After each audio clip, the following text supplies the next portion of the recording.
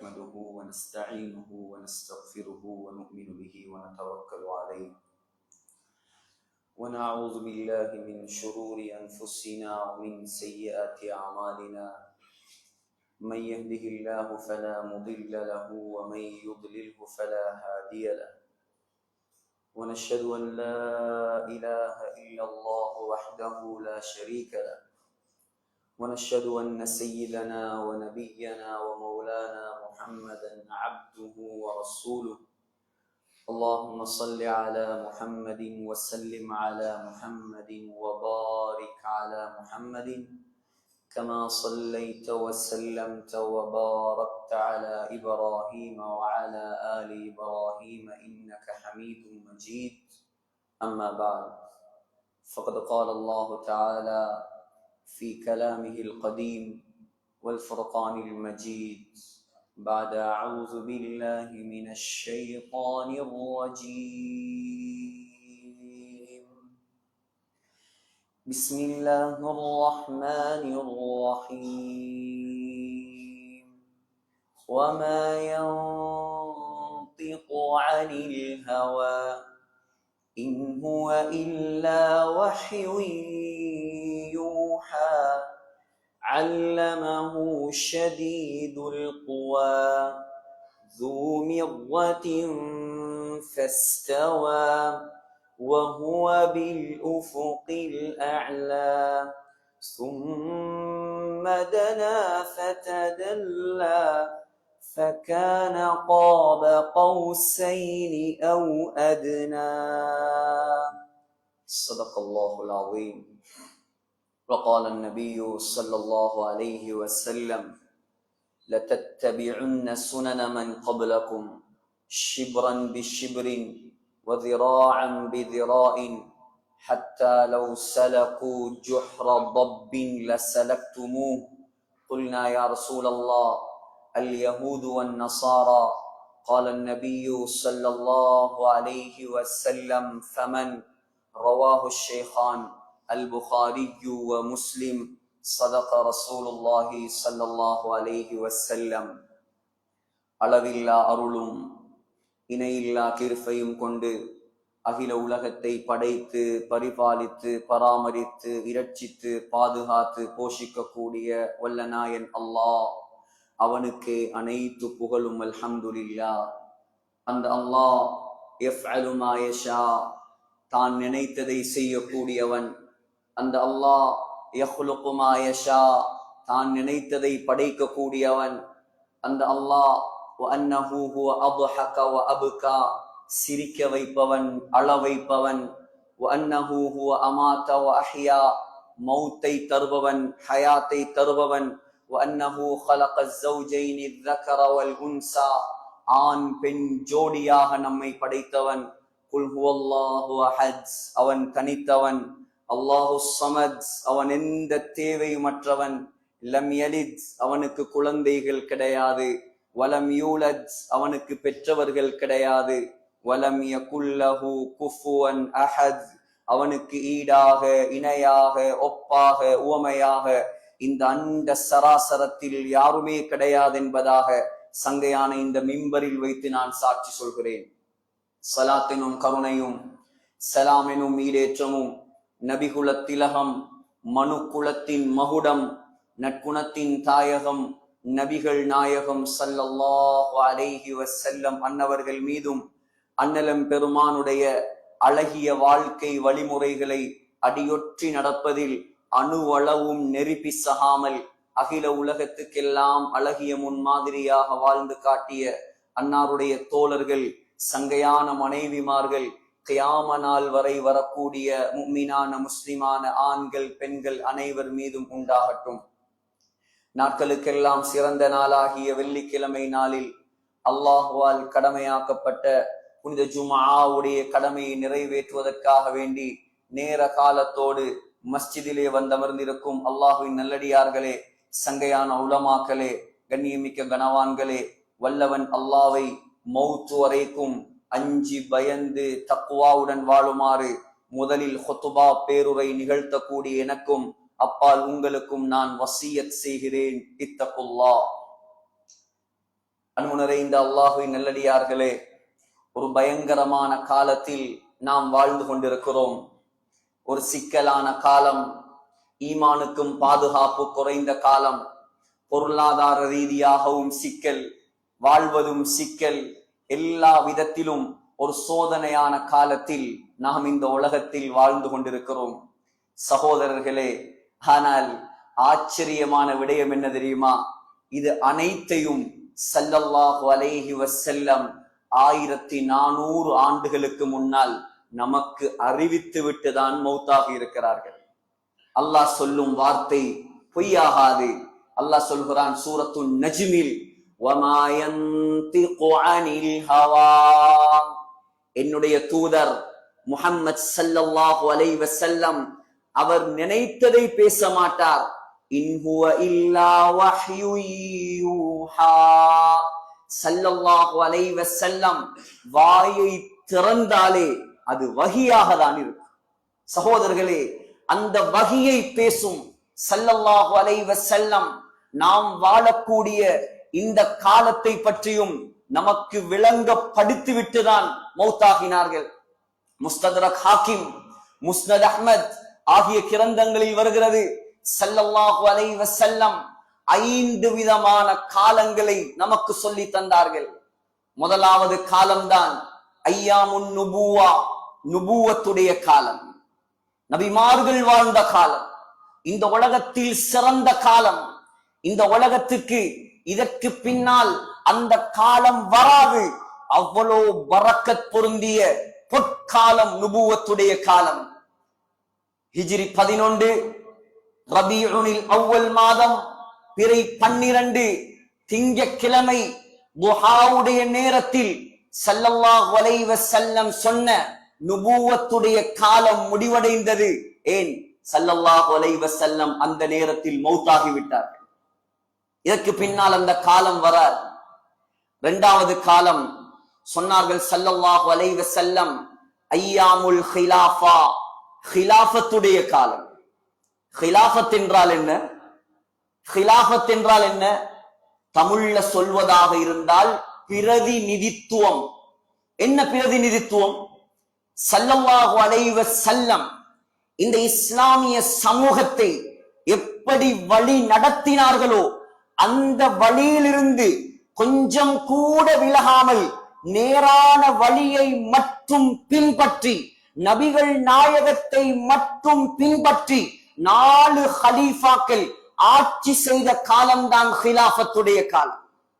திருமிதியில வருது, சொன்னாங்க ஸல்லல்லாஹு அலைஹி வஸல்லம், அல் ஹிலாஃபத்து பஅதி 30 சனா, எனக்கு பின்னால் இந்த உலகத்தில் 30 வருடங்கள் ஹிலாஃபத் நடக்கும். முதலாவது ஹலீஃபா அபூபக்கர் சித்தீக் ரலியல்லாஹு அன்ஹு 2 வருடங்கள் 3 மாதங்கள். இரண்டாவது ஹலீஃபா உலக வரலாறு காணாத பேரை சொல்லும் பொழுது நம்முடைய ரோமங்கள் எல்லாம் சிலிர்க்கக்கூடிய தலைவர் உமர் இப்னுல் கத்தாப் ரலியல்லாஹு அன்ஹு 10.5 வருடம். மூன்றாவது ஹலீஃபா உஸ்மான் ரலியல்லாஹு அன்ஹு 11 வருடம் 11 மாதம், கிட்டத்தட்ட 12 வருடம். நாலாவது ஹலீஃபா ஹஜ்ரத் அலி இப்னு அபி தாலிப் கிட்டத்தட்ட 5 வருடம். ஸல்லல்லாஹு அலைஹி வஸல்லம் சொன்ன ஹிலாஃபத்துடைய காலம் ஹஜ்ரத் அலி ரலியல்லாஹு அன்ஹுவோடு முடிவுக்கு வந்தது. சிந்தனைகளை கவனமாக நீங்கள் வைத்திருந்தால் தான் இந்த ஹுத்பா உங்களுக்கு வழங்கும். கொஞ்சம் நிப்பாட்டுவோம். ஸல்லல்லாஹு அலைஹி வஸல்லம் இந்த காலங்களையும் சொன்னார்கள், இந்த காலங்களில் நடக்கும் குழப்பத்தையும் சொன்னார்கள். இந்த காலங்களில் என்ன நடக்கும், என்ன குழப்பங்கள் உருவாகும், என்ன ஃபித்னாக்கள் உருவாகும். அந்த நேரத்தில் அல்லாஹ்வை நம்பி இருக்கக்கூடிய நாம் இந்த உலகத்தில் எப்படி வாழ வேண்டும் அதையும் சொன்னார்கள். என்ன சொல்லி தரவில்லை அந்த தலைவர்?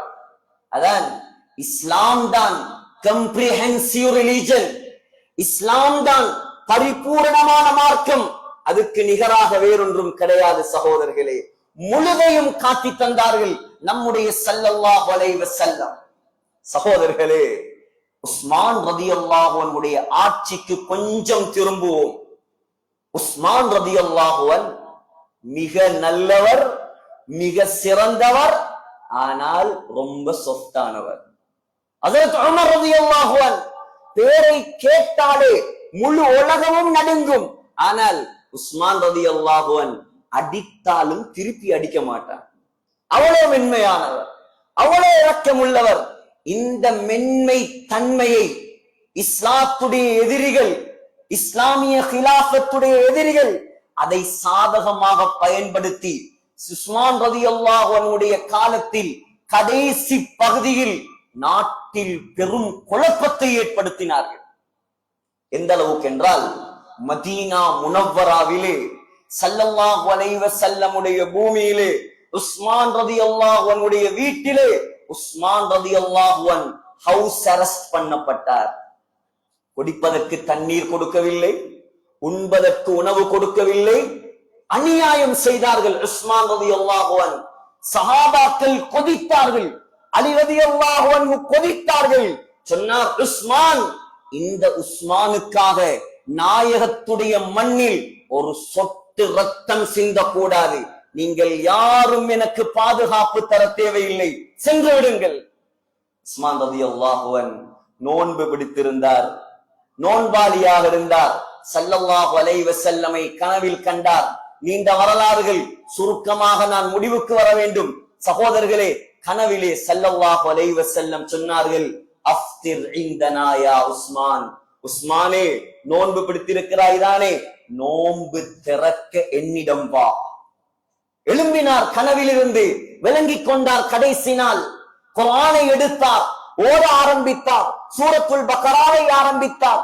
அலிஃப் லாம் ஜுஸ்ஸின் கடைசி பக்கத்தில் ஃபஸயக்ஃபீகஹுமுல்லாஹ், அல்லாஹ்வே உங்களுக்கு போதுமானவன் என்ற வசனத்தை ஓதும் பொழுது ஒரு முனாஃபிக் வீட்டுக்குள்ளே பாய்ந்து வந்து உஸ்மான் ரலியல்லாஹு அன்ஹுடைய நெஞ்சிலே உட்கார்ந்து கழுத்தை வெட்டினான். ரத்தம் தெறித்தது. அந்த ஆயத்தில் பட்டது. 1400 ஆண்டுகளுக்கு முன்னால் நடந்த அந்த சம்பவம். அதே குர்ஆன் இன்றும் துருக்கியில், இஸ்தம்புல்லில், மியூசியத்தில் உஸ்மான் ரலியல்லாஹு அன்ஹுடைய இரத்தக்கரையோடு பாதுகாக்கப்பட்டிருக்கிறது. குர்ஆனோடு மௌத்தாகினார் ஹிஜ்ரி 35ஆம் ஆண்டு. ஏன்? வாழ்ந்தது குர்ஆனோட தான். இன்னைக்கு நீங்க யோசிக்கணும், இதுதான். எப்படி வாழ்வீர்களோ அப்படி மௌத்தாகுவீர்கள். உஸ்மான் ரலியல்லாஹு அன்ஹுவை பற்றி ஹயாத்து ஸஹாபாவில் நான் படித்தேன். ஒரு நாளைக்கு அல்ல, இஷாவுக்கு பின்னால் ஹரத்தில் மகாம் இப்ராஹிமுக்கு பின்னால் ஒரு ரக்காத்தில் ஒரு குர்ஆன் ஓதுவார். ஒரு ரக்காத்தில் இப்படி ஓதினா மௌத் அப்படித்தான் வரும். சகோதரர்களே, ஹிஜ்ரி 35ஆம் ஆண்டு இந்த இஸ்லாமிய உம்மத்தில், இந்த இஸ்லாமிய கிலாஃபத்தில் நடந்த முதலாவது குழப்பம், முதலாவது ஃபித்னா உஸ்மான் ரலியல்லாஹு அன்ஹுடைய மர்டர், கொலை. முஸ்லிம்கள் குழம்பினார்கள், இரண்டாக பிரிந்தார்கள். ஹிஜ்ரி 36ஆம் ஆண்டு ஹஜ்ரத் அலி ரலியல்லாஹு அன்ஹு ஆட்சியை கையில் எடுத்தார். சகோதரர்களே, உஸ்மான் ரலியல்லாஹு அன்ஹுடைய குடும்பம் உமையாக்கள் என்று சொல்வார்கள். ஹஜ்ரத் முஆவியா போன்ற சஹாபாக்கள் அந்த குடும்பத்தை சேர்ந்தவர். சொன்னார்கள் அலியிடம், அலியே ரலியல்லாஹு அன்ஹு, உஸ்மானுடைய கொலைக்கு பகரமிடுங்கள். அலி ரலியல்லாஹு அன்ஹு நாட்டில் குழப்பம் வரக்கூடாது என்பதற்காக அதை பிற்படுத்தினார்கள். பிரச்சனை வெடித்தது. மதீனா தான் இஸ்லாமுடைய சென்ட்ரல் கவர்மெண்டாக இருந்தது. அலி ரலியல்லாஹு அன்ஹு வேற வழி இல்லாமல் மதீனாவில் இருந்த கேபிட்டலை, மதீனாவில் இருந்த தலைநகரத்தை ஈராக்கிலே கூஃபாவுக்கு மாற்றினார்கள். ஹஜ்ரத் அலி நேர்வழி பெற்ற கலீஃபா. சகோதரர்களே, 6 வருட ஆட்சி. ஹிஜ்ரி 36ஆம் ஆண்டு உஸ்மான் ரலியல்லாஹு அன்ஹுடைய கொலையில் எழுந்த யுத்தம் தான் ஜமல் யுத்தம். முஸ்லிம்களுக்கு மத்தியில் சகோதரர்களே 10,000 முஸ்லிம்கள் மௌத்தாகினார்கள். ஹிஜ்ரி 37ஆம் ஆண்டு அதே தொடரில் நடந்த ஒரு பிரம்மாண்டமான யுத்தம், சிஃபீன் யுத்தம். சகோதரர்களே, 70,000 முஸ்லிம்கள் மௌத்தாகினார்கள். ஹிஜ்ரி 41ஆம் ஆண்டு ஹஜ்ரத் அலி ரலியல்லாஹு அன்ஹு ஒரு நாள் தஹஜ்ஜுடைய நேரம் சுபஹ் தொழுகைக்காக வெளியாகி வந்து கொண்டிருக்கும் பொழுது ஒரு முனாஃபிக் அப்துர்ரஹ்மான் இப்னு முல்ஜிம் என்பவன் அலி ரலியல்லாஹு அன்ஹுடைய தலையில் கத்தியால் வெட்டினான். அலி ரலியல்லாஹு அன்ஹு ஷஹீதானார்கள். ஹிஜ்ரி 41ஆம் ஆண்டு. சகோதரர்களே, 6 மாதங்கள் அலி ரலியல்லாஹு அன்ஹுடைய மகன் ஹசன் ரலியல்லாஹு அன்ஹு ஹிலாஃபத் பொறுப்பை எடுத்தார். ஆனால் நாட்டில் பிரச்சினை ஓய்ந்த பாடில்லை. மக்கள் ஒற்றுமையாக இருக்க வேண்டும் என்ற ஒரே காரணத்துக்காக, பிரச்சினை வரக்கூடாது என்ற ஒரே காரணத்துக்காக தன்னுடைய ஆட்சியை விட்டு கொடுத்தார் ஹஜ்ரத் முஆவியா ரலியல்லாஹு அன்ஹு அவர்களுக்கு. ஸல்லல்லாஹு அலைஹி வஸல்லம் சொன்ன 2வது காலம், நான் சொன்ன முதலாவது நுபுவத், 2வது ஹிலாஃபத். ஹிலாஃபத் முடிஞ்ச உடனே ஸல்லல்லாஹு அலைஹி வஸல்லம் சொன்னாங்க, 3வது ஒரு காலம் வரும், 3வது ஒரு காலம் வரும், ஐயாமுல் முலூக், அரசாட்சி காலம். அரசாட்சி காலம். ஹிஜ்ரி 41ஆம் ஆண்டு இந்த இஸ்லாமிய சாம்ராஜ்யத்தின் முதலாவது மாமன்னனாக முடிசூடப்பட்டவர் ஸல்லல்லாஹு அலைஹி வஸல்லமுடைய மச்சான் உம்மு ஹபீபா ரலியல்லாஹு அன்ஹாவுடைய தம்பி அபூ சுஃபியான் ரலியல்லாஹு அன்ஹுடைய மகன் முஆவியா ரலியல்லாஹு அன்ஹு. the first king, முதலாவது ராஜா இந்த இஸ்லாமிய சாம்ராஜ்யம். 20 வருட ஆட்சி, கிட்டத்தட்ட 19 வருட ஆட்சி. சிறந்த சஹாபி. சகோதரர்களே, அங்கதான் முதலாவது பரம்பரை ஆரம்பமாகுது. இஸ்லாத்தை ஆட்சி செய்த முதல் பரம்பரை. முதலாவது பரம்பரை உமையாக்கள், 2வது அப்பாசியர்கள், 3வது உஸ்மானியர்கள், ஒட்டமன் எம்பையர். முதலாவது முஆவியா தான் ரலியல்லாஹு அன்ஹு, முதலாவது மன்னர் முஆவியா ரலியல்லாஹு அன்ஹு.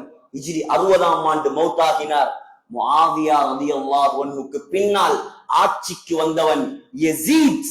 கொஞ்சம் மோசமானவன். எந்த அளவுக்கு என்றால், ஹிஜ்ரி 61ஆம் ஆண்டு அவனுடைய ஆட்சியில் தான் ஹுசைன் ரலியல்லாஹு அன்ஹுடைய கர்பலா ஏற்பட்டது. ஸல்லல்லாஹு அலைஹி வஸல்லமுடைய பேரன் ஈராக்கிலே வஞ்சகமாக மக்காவில் இருந்து வரவழைக்கப்பட்டு கர்பலா என்ற இடத்தில் வெட்டி கொலை செய்யப்பட்டார்கள். அன்றைய தினத்தில் மட்டும் வரலாற்று ஆசிரியர்கள், ஹிஸ்டோரியன்ஸ் எழுதுறாங்க, 20க்கும் மேற்பட்ட நபி அலைஹிஸ்ஸலாத்துடைய குடும்பத்து பெண்கள் விதவைகளாக மாறினார். சகோதரர்களே, ஹசனை கொன்றால் சஹாபாக்கள் தாங்குவார்களா? ரலியல்லாஹு அன்ஹு. ஸல்லல்லாஹு அலைஹி வஸல்லம் உயிராக நேசித்த பேரன், இந்த உலகத்தில் ஸல்லல்லாஹு அலைஹி வஸல்லமுடைய ஃபேஸ் கட்டில் இருந்தவர், அதே தோட்டத்தில் இருந்தவர் ஹசன் ரலியல்லாஹு அன்ஹு. கொதித்து எழுந்தார்கள் சஹாபாக்கள் யஸீதுக்கு எதிராக. ஹிஜ்ரி 63ஆம் ஆண்டு.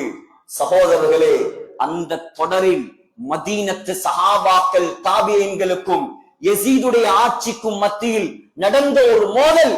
கிட்டத்தட்ட 700 சஹாபாக்கள் ஷஹீதாகினார்கள். ஹர்ரா என்ற போர். இப்படியே ஃபித்னாக்கள் தொடர்ந்தது. சகோதரர்களே, ஹிஜ்ரி 73ஆம் ஆண்டு முஆவியாவுக்கு பின்னால் யஸீதுக்கு பின்னால் முஆவியா பின் யஸீத், அவருக்கு பின்னால் மர்வான் இப்னுல் ஹக்கம், அவருக்கு பின்னால் ஆட்சிக்கு வந்தவர் அப்துல் மலிக் பின் மர்வான். அப்துல் மலிக் பின் மர்வானுடைய காலத்திலே ஈராக் தேசத்திலே கவர்னராக இருந்தான் ஹஜ்ஜாஜ் இப்னு யூசுப். கொஞ்சம் டெரரான ஆள் அவர், கொஞ்சம் பயங்கரமான ஆள் அவர். அவருக்கு எதிராக குரல் கொடுத்தவர் ஸல்லல்லாஹு அலைஹி வஸல்லமுடைய மைனியுடைய மகன், ஸல்லல்லாஹு அலைஹி வஸல்லமுடைய மனைவி அன்னை ஆயிஷா ரலியல்லாஹு அன்ஹா. ஆயிஷாவை விட 10 வயது மூத்த சகோதரி அஸ்மா ரலியல்லாஹு அன்ஹா. அஸ்மாவுக்கும் ஜுபைர் ரலியல்லாஹு அன்ஹுக்கும் பிறந்த குழந்தைதான் அப்துல்லா பின் ஜுபைர். சகோதரர்களே, எங்கே பிரச்சனை நடந்தது தெரியுமா? ஹிஜ்ரி 73ல யுத்தம் எங்கு நடந்தது தெரியுமா? ஹரத்துல யுத்தம் நடந்தது. மக்காவுடைய ஹரத்தில் எந்த அளவுக்கு என்றால் அப்துல்லா பின் ஜுபைரை ஹஜ்ஜாஜ் கொலை செய்தான். ஹரத்திலே வைத்து காபா கூட உடைந்தது. ஷெல்ஸ், அணுகுண்டுகள் அல்ல, ஏவுகணைகள் அனுப்பப்பட்டதால் காபா கூட ஒரு பகுதி உடைந்தது. சொன்னாங்க ஸல்லல்லாஹு அலைஹி வஸல்லம், இதுக்கு பின்னால் ஒரு காலம் வரும். அந்த காலத்தில் ஃபித்னா எப்படி தெரியுமா? ஃபித்னத்து ஸர்ரா, அபூ தாவூத்ல வருது. சந்தோஷத்தால், செல்வ செழிப்பால் ஏற்படும் குழப்பங்கள். ஹஜ்ரத் முஆவியா ரலியல்லாஹு அன்ஹுக்கு பின்னால வந்த அரசர்கள் எல்லாரும் 1-2 பேரை தவிர, உமர் இப்னு அப்துல் அசீஸ், அதே போல அப்பாசியா கிலாஃபத்துல ஹஜ்ரத் ஹாரூன் ரஷீத், இவர்களை போல ஒரு இருவரை தவிர மற்ற மன்னர்கள் எல்லாம் என்ன செய்தார்கள்? கிடைத்த வசதி வாய்ப்புகளை வைத்து பாவம் செய்ய ஆரம்பித்தார், அல்லாஹ்வுக்கு மாற்றம் செய்ய ஆரம்பித்தார்கள்.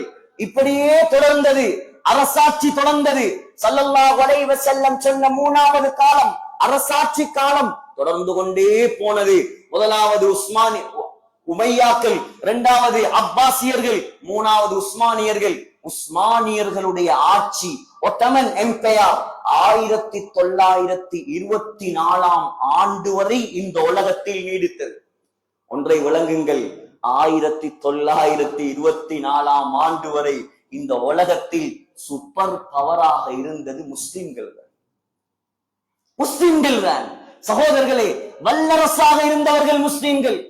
1920 சொச்சத்தில் அப்துல் ஹமீத் சானி, ஒட்டமன் எம்பையருடைய கடைசி ராஜா, கடைசி மன்னன், அந்த நேரத்தில் இஸ்லாமிய சாம்ராஜ்யத்தின் சென்ட்ரல் கவர்மெண்டாக இருந்தது துர்க்கி, இஸ்தம்புல்.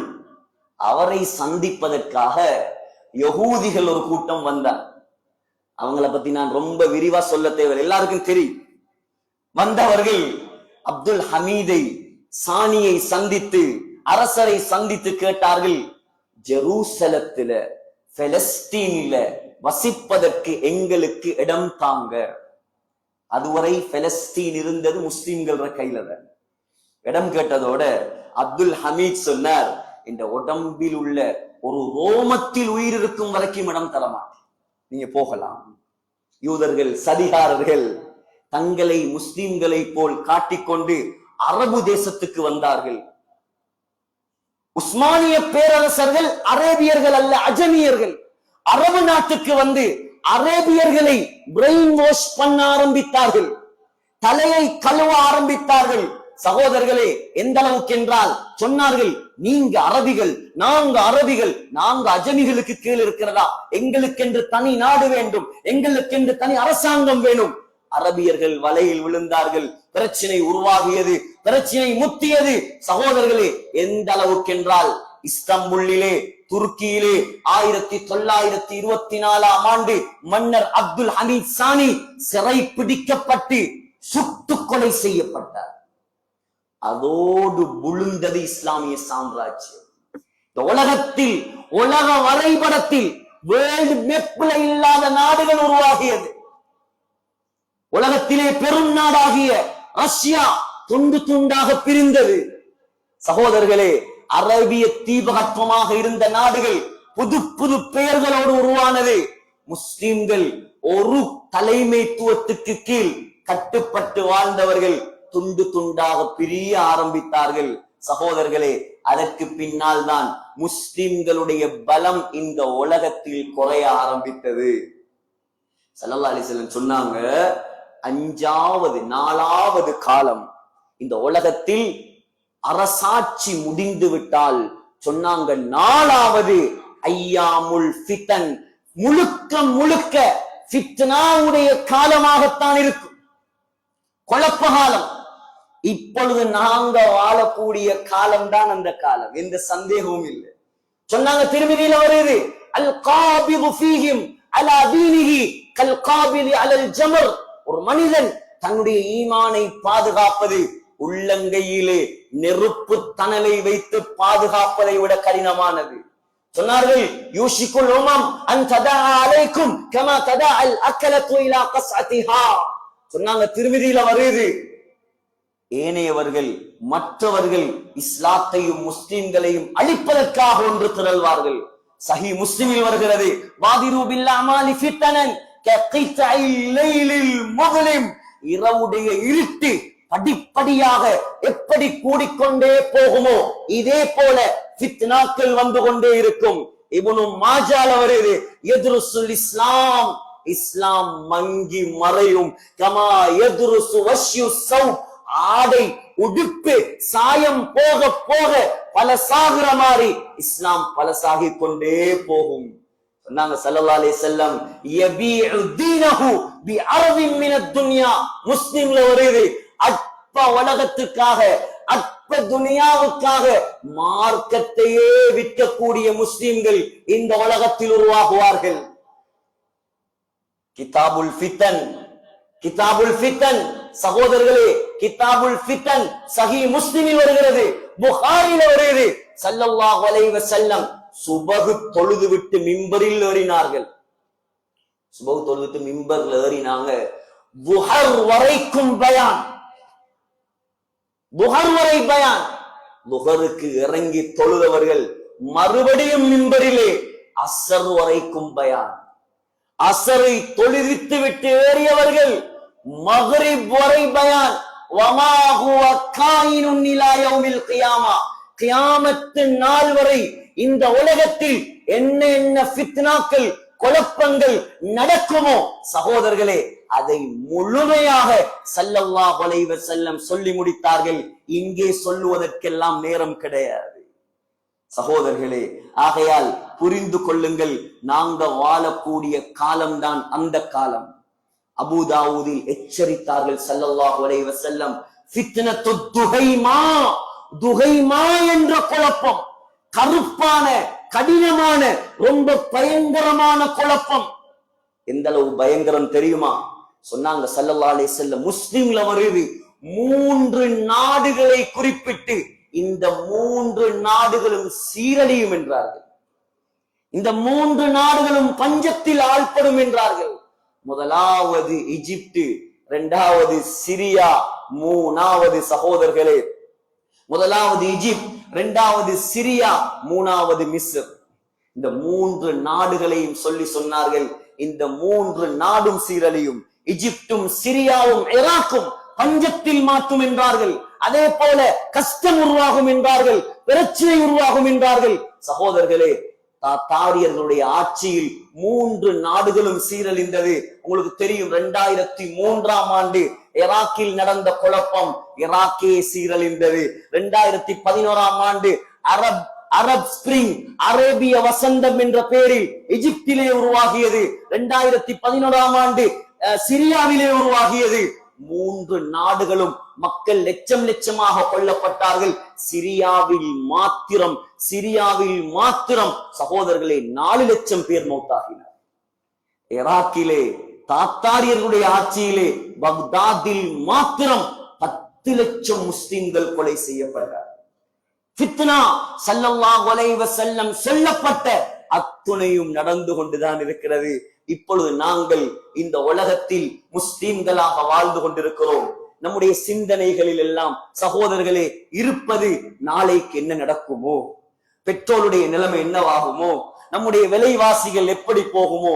சகோதரர்களே, ஒன்றை மாத்திரம் விளங்கிக் கொள்ளுங்கள், அல்லாஹ் முதலாவது படைத்தது பேனை. அபூதாவூத்ல வருது, அவ்வலு மா கலகல்லாஹுல் கலம், the first creation of Allah. பேனை, பேனையை படைச்ச அல்லாஹ் சொன்னானாம், உக்துப், எழுது எழுது. பேனை கேட்டுச்சாம், என்ன எழுதையா அல்லாஹ்? அல்லாஹ் சொன்னானாம், கியாமத்து நாள் வரை இந்த உலகத்தில் என்னவெல்லாம் நடக்குமோ எல்லாத்தையும் எழுதி மூடி. இன்னொரு ஹதீஸ்ல வருது, வானங்கள் பூமிகள் படைக்கப்படுவதற்கு 50,000 வருடத்துக்கு முன்னால் அல்லாஹ் எழுதிவிட்டான், இந்த 2026ஆம் ஆண்டு இந்த வெள்ளிக்கிழமை என்ன நடக்கும். நாம் நினைத்தது நடக்காது. நாம் யாராக இருக்கலாம் இந்த உலகத்தில், இது அல்லாஹ்வுடைய கவர்மெண்ட், அல்லாஹ்வுடைய ஆட்சி. அல்லாஹ் எதை நினைக்கிறானோ சகோதரர்களை அதை நடத்துவான். இவ்வளவு நாள் சந்தோஷமாக இருந்தோம், நிம்மதியாக இருந்தோம், ஆரோக்கியமாக இருந்தோம், செல்வ செழிப்போடு இருந்தோம். இப்ப கொஞ்சம் கொஞ்சம் கிரைசிஸ் உருவாகுது. இதை வைத்து நாங்கள் என்ன செய்து விடக்கூடாது, நாங்களே ஒரு முடிவுக்கு வந்து விடக்கூடாது. அல்லாஹ் எதை நாடுகிறானோ அதுதான் இந்த உலகத்தில் நடக்கும். அல்லாஹ் டெஸ்ட் வைக்கிறான். சூரத்துல் முல்கில் அல்லாஹ் சொல்கிறான், லியபுலுவக்கும், நாங்கள் உங்களை சோதிப்போம், உங்களை டெஸ்ட் பண்ணுவோம்.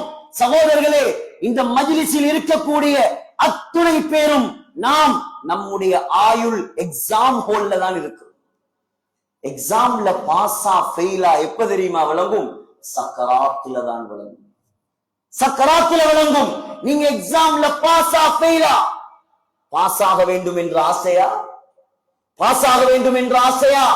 அல்லாஹ்வுக்கு பொருத்தமாக இந்த உலகத்தில் வாழுங்கள். சோதிக்கப்படுபவர்கள் எல்லாம், பிரச்சனை வருபவர்கள் எல்லாம் அல்லாஹ்வுடைய தண்டனைக்குட்பட்டவர்கள் என்பது அர்த்தம் அல்ல. அப்படி என்றால் உலகத்தில் அல்லாஹ்வுக்கு ஆக விருப்பமான ஸல்லல்லாஹு அலைஹி வஸல்லம் இந்த உலகத்தில் சோதிக்கப்பட்டிருக்க கூடாது. நபி அலைஹிஸ்ஸலாம் ஒரு உருது கவிஞர், ஒரு பாரிசி கவிஞர் சொல்கிறார், முஹத்திஸ் அப்துல் ஹக் திஹ்லவி பஅதஸ் குதா பஸ்ரத்தூஹி கிஸ்ஸா முக்தஸர். அல்லாஹ்வுக்கு பின்னால் இந்த உலகத்தில் நமக்கு எல்லாமே ஸல்லல்லாஹு அலைஹி வஸல்லம். அந்த ஸல்லல்லாஹு அலைஹி வஸல்லமுடைய வாழ்க்கையை நீங்கள் திரும்பி பார்க்கவில்லையா? சிந்தியுங்கள் முஸ்லிம்களே, வாலிபர்களே, புத்திஜீவிகளே, பாருங்கள் கொஞ்சம் நம்முடைய தலைவரின் வாழ்க்கை. எப்படி வாழ்க்கை? பிறக்கும் பொழுது வாப்பா இல்லை. அலம் யஜிதுக யதீமன் ஃபஆவா. உம்மா இல்லாட்டியும் பாப்பா இல்லைண்டா அந்த புள்ளைய பரிமாறிக்கிறது யார்? பராமரிக்கிறது யார்? அந்த புள்ளைக்கு செலவழிக்கிறது யார்? உலகத்தில் அல்லாஹ்வுக்காக விருப்பமானவர். 6 வயது பச்சை குழந்தை, மௌத்து தெரியாது, ஹயாத்து தெரியாது, வருத்தம் தெரியாது, நோய் தெரியாது, அந்த புள்ளையுடைய மடியில உம்மா மௌத். ஆமீனா. உடனே அப்பா பொறுப்படுத்தார். அப்துல் முத்தலிப். சகோதரர்களே, பொறுப்படுத்து 2 வருஷத்துல அப்பாவும் மௌத். பெரியப்பா பொறுப்படுத்தார். அபூ தாலிப். இஸ்லாம் இறங்கி மார்க்கம் உருவாகி சகோதரர்களே கொஞ்ச காலம் போகல, 50 வருஷம் போகல. நபி அலைஹிஸ்ஸலாத்துக்கு 50 வயது ஆகல. இன்னும் 8 வயதிலிருந்து 50 வயது வரைக்கும் வளர்த்தவர் அபூ தாலிப் மௌத்தாகினார். 25 வயதிலிருந்து 50 வயது வரைக்கும் வாழ்ந்த மனைவி ஹதீஜா மௌத்தாகினார். சரி, அந்த மக்கால நிம்மதியாக வாழ விட்டார்களா? நிம்மதியாக வாழ விட்டார்களா? 2-3 வருடங்கள் ஜெயிலில் அடைத்து வைத்தார்கள். ஹரத்துக்கு பக்கத்தில் கஸ்ஸா என்ற ஒரு இடம் இருக்கிறது, போய் பாருங்கள். இன்னும் அது ஒரு பள்ளத்தாக்கு. சாப்பிட சாப்பாடு இல்லாம நம்முடைய தலைவரும் சஹாபாக்களும் குடும்பத்தார்களும் மரத்துடைய இலைகளை பிச்சு பிச்சு சாப்பிட்டார்கள். எங்கட வாழ்க்கையில ஒரு நாளாவது சாப்பிட சோறு இல்லாமல், உணவு இல்லாமல் நாம் இருந்திருக்கிறோம்? நம்முடைய சோதனை என்ன சோதனை? நம்முடைய தலைவர் பட்ட சோதனை என்ன சோதனை? சகோதரர்களே, சஹாபாக்கள் சொல்றாங்க, நாங்க டாய்லெட் போவோம், ஆடு மாடு போற மாதிரி தான் இருக்கும். பச்சை இலைகளை திண்டு எங்கட வாய்கள் எல்லாம் புண்ணாக மாறும். அல்லாஹ் இறக்கவில்லையா? அல்லாஹ் இறக்கவில்லையா? சகோதரர்களே, அவரை விட வேற யாரோடு இந்த உலகத்தில் அல்லாஹ் இறக்கம்? சரி, ஊர்ல நிம்மதியா இருக்க விட்டானா? வீட்டை விட்டு ஊரை விட்டே துரத்தினான். மக்காவிலே ஹஸ்வரா என்ற ஒரு இடம் இருக்கிறது, 1ஆம் நம்பர் கேட்டுக்கு பக்கத்தில் சென்று பாருங்கள். அந்த இடத்தில் நின்று திருமதியில வருது, ஸல்லல்லாஹு அலைஹி வஸல்லம் கண்ணீர் வடிக்கிறான். உன்னை விட்டு போறதுக்கு எனக்கு மனசு இல்ல, இந்த மக்கள் மட்டும் என்ன நிம்மதியா இருக்க விட்டா. மக்காவே, காபாவே, உலகத்தில் அல்லாஹ்வுக்கு விருப்பமான பூமியே, உன்னை விட்டு நான் ஒரு நாளும் போக மாட்டேன். மன்னார் மக்களிடம் கேட்டு பாருங்கள், யாழ்ப்பாண மக்களிடம் கேட்டு பாருங்கள், முல்லைத்தீவு மக்களிடம் கேட்டு பாருங்கள், மூதூர் மக்களிடம், தோப்பூர் மக்களிடம் கேட்டு பாருங்கள். ஊரை விட்டு துரத்தப்படுவது எவ்வளவு கொடுமை என்பதை விளங்குவீர்கள். அனுபவித்தவர்கள் இருப்பார்கள். சில நேரம் இந்த சபையிலே அனுபவித்தார். எத்தனை ஜனாசா, மூத்த மகள், பெத்த மகள், அப்பா மௌத்து, பாப்பா மௌத்து, உம்மா மௌத்து, மனைவி மௌத்து, பெரியப்பா மௌத்து. பெத்த மூத்த மகள் ஜைனப் ரலியல்லாஹு அன்ஹா புள்ளத்தாச்சி, கன்சீவா இருக்கிறாங்க. ஒட்டகத்துக்கு மேலே ஏறும் பொழுது ஒரு ஹப்பார் என்ற ஒரு எதிரி ஒரு என்ன செய்தான், ஈட்டியால் அடித்து அந்த பெண்ணை கீழே விழுத்தாட்டினான். அந்த பெண் புள்ளையும் கலைந்து அந்த இடத்தில் கொஞ்ச நாளிலே மௌத். இரண்டாவது மகள், மூணாவது மகள் ருக்கையா, உம்மு குல்சும் ரலியல்லாஹு அன்ஹுமா கண்ணுக்கு முன்னால் மௌத். 3 ஆம்பளை புள்ள. அப்துல்லா மௌத் கண்ணுக்கு முன்னால், காசிம் கண்ணுக்கு முன்னால் மௌத். இப்ராஹிம் ஸல்லல்லாஹு அலைஹி வஸல்லம் உடைய கையிலே மௌத். கண்கள் வடிக்குது கண்ணீர, ஆனாலும் தளரவில்லை சகோதரர்களே. மதீனாவுக்கு சென்றால் அங்கே நிம்மதியாக இருக்க விட்டார்களா? யூதர்கள் சூனியம் செய்தார்கள். புகாரில வருது, 6 மாதம் கஷ்டப்பட்டார். 6 மாதம். சரி, அதற்கு பின்னால் கைபரிலே நஞ்சி போட்ட ஆட்டிறைச்சியை கொடுத்தார்கள். சக்கராத்தில் துடித்தார் தலைவர். ஆயிஷாவை பார்த்து சொன்னாங்க, ஆயிஷா ரலியல்லாஹு அன்ஹா, கைபர்ல நான் சாப்பிட்ட அந்த விஷம் இந்த உடம்புல உள்ள நரம்புகள் எல்லாம் துண்டு துண்டாக வெடிக்கிற ஆயிஷா. புகாரில வருது. முஷ்ரிக்கீன்கள் ஏசினார்கள், திட்டினார்கள், குறை சொன்னார்கள். ஜிப்ரீல் அலைஹிஸ்ஸலாம் வரவில்லை கொஞ்ச நாளாக. சொன்னார், புகாரில முஸ்லிம்ல வருது, இவரிடம் வரக்கூடிய ஷைத்தானை காணவில்லை. யார்? மலக்குமாருடைய பிரசிடென்ட்டுக்கு ஷைத்தான் என்று சொன்னார்கள். ஸல்லல்லாஹு அலைஹி வஸல்லம் உடைய கல்பு உடைந்தது. அபூ லஹபுடைய மனைவி அர்வா பின்த் ஜமீல் வந்து சொன்னால், ஹாக்கிம்ல வருது, முஹம்மதே ஓண்ட அல்லாஹ் உன்னை கைவிட்டு விட்டான். ஸல்லல்லாஹு அலைஹி வஸல்லம் கல்பு நொறுங்கியது. அல்லாஹ் இறக்கினான், துஹா நேரத்தின் மீது சத்தியமாக, வல்லைலி இதா சஜா மூடிக்கொள்ளும் இரவின் மீது சத்தியமாக, மா வத்தாக்க ரப்புக வமா கலா. முஹம்மதே நபியே ஸல்லல்லாஹு அலைஹி வஸல்லம், அல்லாஹ் உங்களை கைவிடவும் மாட்டான், அல்லாஹ் உங்களை கோவிக்கவும் மாட்டான். அல்லாஹ் சொல்லல, உங்களை ஏசினவர்கள், உங்களை பேசினவர்கள், உங்களை சாடினவர்கள், உங்களை துன்புறுத்தினவர்கள் எல்லாருக்கும் இப்ப ஆன் தி ஸ்பாட்ல நான் தண்டனை இறக்க போறேன் சொல்லல சகோதரர்களே. அல்லாஹ் சொன்னான், ஃபஸ்பிர், பொறுமையாக இருங்க, பொறுமையாக இருங்க. இந்த உலகம் அல்ல உங்களோட வாழ்க்கை. வலல் ஆகிரா கைருல் லக மினல் ஊலா. இங்க பொறுமையாக இருங்க. ஏசுவாங்கதான், பேசுவாங்கதான். பொறுமையாக இருங்கள் நபியே, சோதனைகளை தாங்குங்கள், சொர்க்கத்தில் நான் அள்ளி தருவேன், நீங்கள் பொருந்திக் கொள்வீர்கள். இறுதியாக வருகிறேன் சகோதரர்களே, இந்த நாட்டிலே முஸ்லிம்களாகிய நாம் இந்த காலத்தில் சுதந்திரமாக நிம்மதியாக வாழ்ந்து கொண்டிருக்கிறோம். பிரச்சனையுடைய காலம் ஆரம்பமாகிவிட்டது.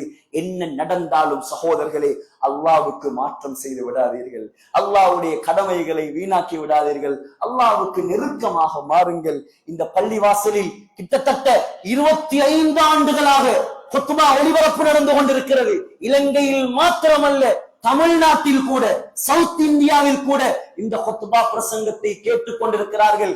நான் அவர்களுக்கும் உங்களுக்கும் அமானிதமாக வைக்கிறேன். சகோதரர்களே, அல்லாஹ்வை திருப்திப்படுத்தினால் இந்த உலகத்தில் நீங்க நிம்மதியாக வாழலாம். மிம்பரில் நிற்கும் நானாக இருந்தாலும் சரி, கீழடிக்கிற நீங்களா இருந்தாலும் சரி. இந்த நாட்டில் ஹாஸ்பிட்டல் எதற்காக ஹாஸ்பிட்டல்? நாட்டில உள்ள யாரும் நோயாளியாக இருக்கக்கூடாது, அதற்காக.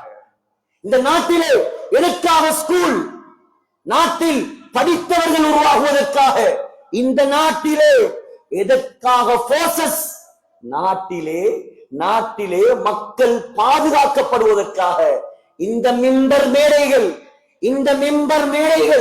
இந்த உலமாக்கள் எதற்காக? மக்களை நரகத்தை விட்டும் பாதுகாப்பதற்காக. இந்த பள்ளிவாசல்கள் சொர்க்கவாதிகளை உருவாக்குவதற்காக. ஆக சகோதரர்களே, வாழ்க்கை என்பது எப்படியும் வாழலாம் என்பதல்ல, அல்லாஹ் எப்படி விரும்புறானோ அப்படி வாழுங்கள். உங்களோட சக்கராத்துல அல்லாஹ் மலக்குமாரை இறக்குவார், சொர்க்கவாதிகளாக மாறுவீர்கள்.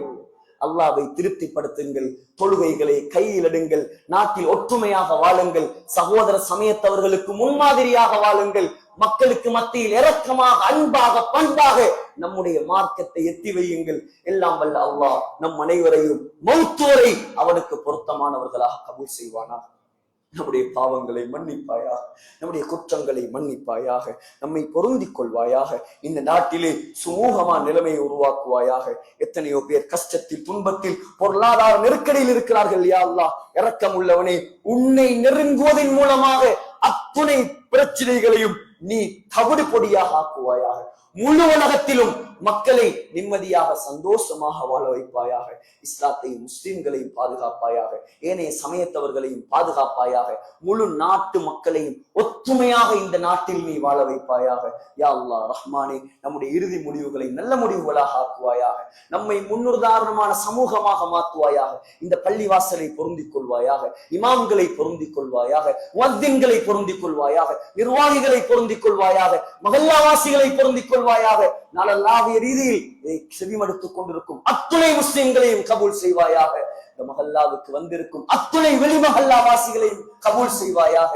கியாமத்து நாள் வரைக்கும் தீனுடைய மர்கஸாக இந்த பள்ளிவாசலை நீ கபூல் செய்வாயாக. நம்முடைய இறுதி முடிவை மதீனா முனவ்வராவிலே, மஸ்ஜிது நபவியிலே, ரௌபா ஷரீஃபிலே, சுஜூதுடைய நிலைமையிலே சொர்க்கத்தை கண்ணால் கண்டவர்களாக, லா இலாஹ இல்லல்லாஹ் முஹம்மதுர் ரசூலுல்லாஹ் என்ற கலிமா சொன்னவர்களாக மௌத்தாக்குவாயாக. ஆமீன் யா ரப்பல் ஆலமீன். வ ஆகிரு தஅவானா அல்ஹம்துலில்லாஹி ரப்பில் ஆலமீன். அல்ஹம்துலில்லாஹ்.